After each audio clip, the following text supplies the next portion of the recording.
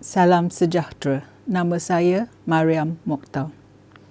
Ingat tak Jamal Yunus, bekas pemimpin baju merah dan bekas ketua bahagian UMNO baru di Sungai Besar yang suka buat ugutan dan dia amat biadab?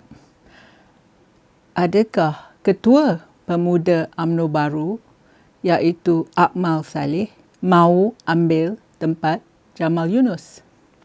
Seperti Jamal, Akmal juga suka menimbulkan kontroversi. Kedua-dua mereka berkelakuan seolah-olah mereka sengaja mahu menimbulkan kekacauan dan menghancurkan ketenteraman negara. Ramai orang Melayu yang patuh undang-undang dan rasional akan bersetuju dengan pendapat saya bahawa kita tidak memerlukan Akmal menjadi wakil kita, terutama sekali dalam isu stalking KK Mat baru-baru ini. Malangnya, terlalu ramai ahli politik yang taraf rendah ingin jadi hero ataupun wira orang Melayu dan diketahui sebagai pejuang mempertahankan Islam. Dan ini termasuk Akmal Saleh. Dia mungkin fikir dia hero, tetapi dia telah menghina orang Melayu, menghina agama Islam dan menjatuhkan maruah orang Melayu, terutama sekali dalam bulan Ramadan ni. Akmal tak layak jadi pemimpin. Dia terlalu agresif dan tak faham seni diplomasi. Dia malas nak fikir yang kelakuannya akan menjejas ekonomi, kestabilan dan juga kemakmuran negara. Tindakan agresif si Akmal ini dalam skandal stalking seakan-akan menahan negara Malaysia ni untuk wang tebusan. Amat duka cita ialah Perdana Menteri Anwar Ibrahim hanya bersuara lebih seminggu setelah isu stalking terjadi. Mengapa ia tidak nasihat Akmal jangan buat degil dan jangan buat kacau?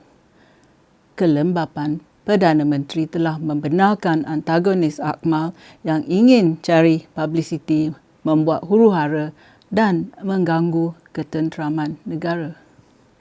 Mengapa Perdana Menteri Anwar tidak ambil tindakan terlebih awal lagi? Memang betul kedua-dua lelaki ini mendakwa mempertahankan Islam dan mewakili orang Melayu. Akmal kata yang dia sanggup kehilangan jawatannya kerana mempertahankan Islam, manakala Perdana Menteri Anwar pula tidak bertindak dengan segera kerana dia tidak mahu dilihat sebagai menghalang Akmal yang mengaku dirinya sebagai pembela Islam. He is a self-appointed defender of Islam. We didn't appoint him. He appointed himself. Dalam tempoh masa ini di mana Anwar sebagai Perdana Menteri tidak menasihatkan Akmal, KK Mat telah dituduh dengan sengaja menghina Islam. Tetapi mana buktinya? Selain dari itu, ugutan untuk membakar kilang di Batu Pahat dan membahayakan nyawa termasuk juga butiran peribadi pemilik kilang telah dibocorkan. Dan juga rakyat biasa telah juga diancam oleh kumpulan vigilante dan butir-butir peribadi mereka disiar dalam media sosial. Ini adalah mob rule.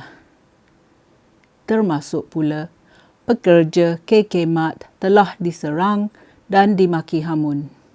Dan pemilik KK Mat, KK Chai, telah diancam dengan boikot yang lebih kuat. Walaupun beliau berkali-kali memohon maaf. Dengan dorongan dari kaum diraja, pihak berkuasa telah menyerbu beberapa kedai KK Mat, denda telah dikeluarkan dan kemungkinan penutupan dijangka. Kalau ia pun nak bertindak terhadap beberapa perniagaan, janganlah nak tunggu arahan dari raja. Buatlah kerja dengan integriti dan kejujuran seperti biasa. Kemungkinan besar Akmal mempunyai cita-cita yang lebih tinggi dalam politik dan akan guna apa saja cara, sama ada bagus atau tidak, untuk mencapainya.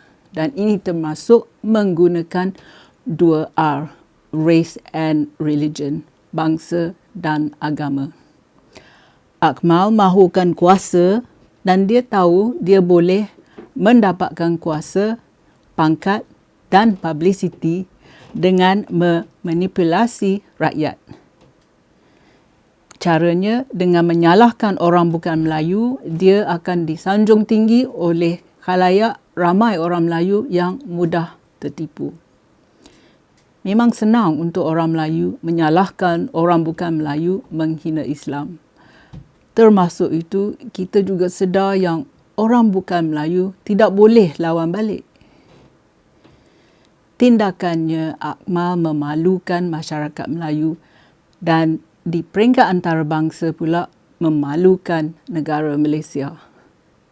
Sebagai orang Muslim, dia tidak faham tentang semangat Ramadan, di mana ketenangan, kemaafan, kesabaran, kerendahan hati dan juga toleransi. Zahid Hamidi pula, Presiden UMNO baru, tak bertanggungjawab memilih Akmal menyelesaikan isu stalking ini. Ahli politik Melayu sedar bahawa Akmal tidak tahu tentang pembinaan negara, nation building, tetapi mereka pula tak berani nak tegurnya. Mereka tidak mahu dicemari dengan sikap anti-Islam. Mereka hanya pentingkan diri mereka saja. Tidakkah Akmal ni berfikir terlebih dahulu mengapa hanya 5 pasang stokin saja yang telah ditemui daripada beberapa ribu pasang stokin yang dijual? Apa bukti Akmal yang KK Mart ataupun pemiliknya telah menghina Islam? Fikir buat apa KK Mart menjejaskan perniagaannya dan juga pekerjaan dan keselamatan pekerjanya? Buat apa dia nak mengancam ketenteraman negara?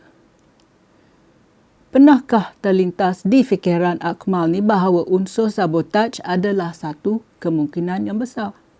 The Edge Malaysia melaporkan bulan Mei tahun lepas bahawa KK Mart sedang mempertimbangkan untuk menjadi memasuki Bursa Saham Malaysia.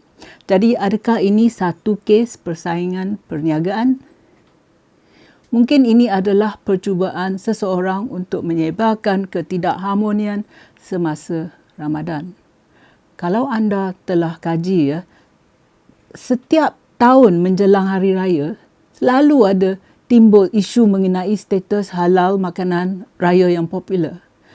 Beberapa tahun yang lepas, mentega Golden Churn didakwa diperbuat dari susu babi. Bodoh kan?